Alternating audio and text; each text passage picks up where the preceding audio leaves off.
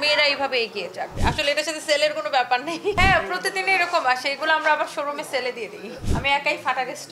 আমি নর্মালি জানেন যে আমি কোথাও যেতে পারি না বা আমার আসলে সময়টা হয়ে ওঠে না, বাট ওনার সাথে আমার ব্যক্তিগত সম্পর্কের কারণে আমার আজকে এখানে আসা।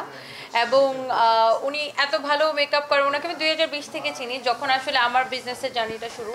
এবং আমি দেখছিলাম উনি তখন একজন আমাদের ওই যে এভরিল আপুকে একজন মডেলকে মেকআপ করাচ্ছিল, অ্যান্ড আমার তখনই খুব ভালো লাগে। এবং আমি ওনাকে বলছিলাম যে ওয়াই নট যে আপনি নিজে একটা স্যালুন ওপেন করেন, নিজে একটা মানে প্রতিষ্ঠান একটা নিজে করেন।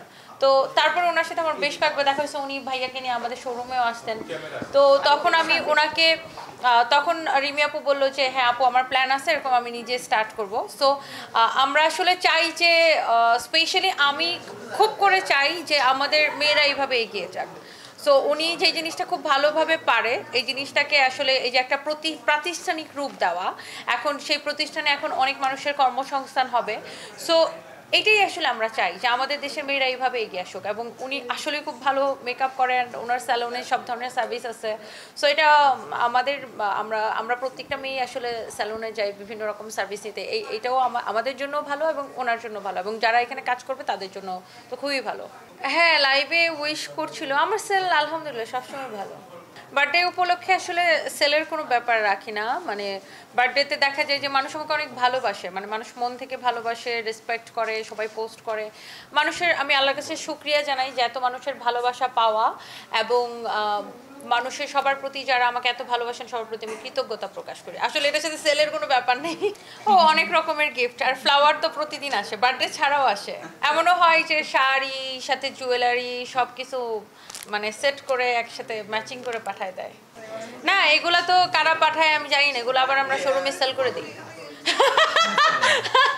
কি করবো এগুলা দিয়ে, কে পাঠায় জানি না, কিছু না।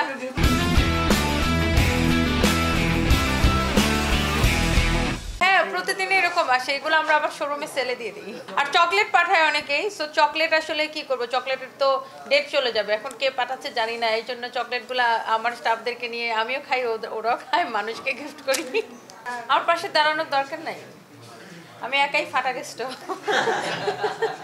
কারণ আমি অনেক কনফিডেন্ট, আর আমার জায়গাটা তো আমি কারো হেল্প নিয়ে তৈরি করি না, আমি নিজে নিজে আলহামদুলিল্লাহ মানুষের ভালোবাসায়, মানে আমার আসলে আমার সমকক্ষ কারোর, হ্যাঁ অবশ্যই তাদের সবার সাথে আমার ভালো সম্পর্ক, বাট সবচেয়ে বেশি প্রয়োজন আমার অডিয়েন্সের ভালোবাসা, আমার কাস্টমারদের ভালোবাসা। তো সেই জায়গাটা আলহামদুলিল্লাহ আমি সাকসেসফুল এবং মানুষের হয়তো বা মন জয় করতে পেরেছি।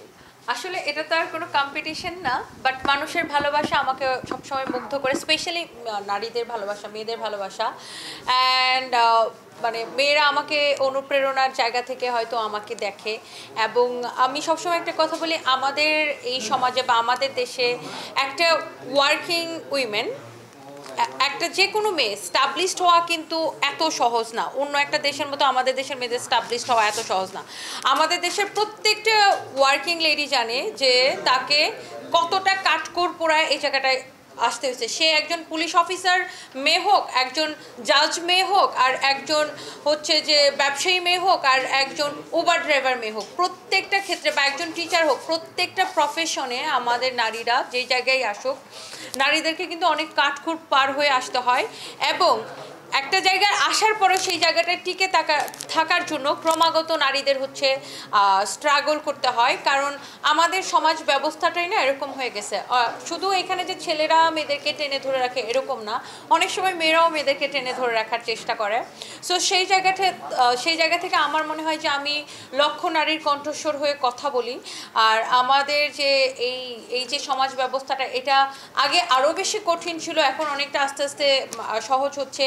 এবং একটা দেশ কিন্তু তখনই এগিয়ে যাবে যখন নারীরা কাজ করবে, শুধুমাত্র পুরুষরা কাজ করে কিন্তু দেশকে এগিয়ে নিয়ে যেতে পারবে না। এবং নারীদের অর্থনৈতিক স্বাধীনতা কিন্তু তাহলে কিন্তু এই যে নারীদের উপর যে অত্যাচার হয়, নারীদের উপর যে নির্যাতন হয়, এগুলা কিন্তু দূর করবে নারীরা যত বেশি অর্থনৈতিক স্বাধীন হবে। সো আমি সবসময় চাই যে মেয়েরা কাজ করুক, সেটা যেই কাজই করুক, মেয়েরা কাজ করুক।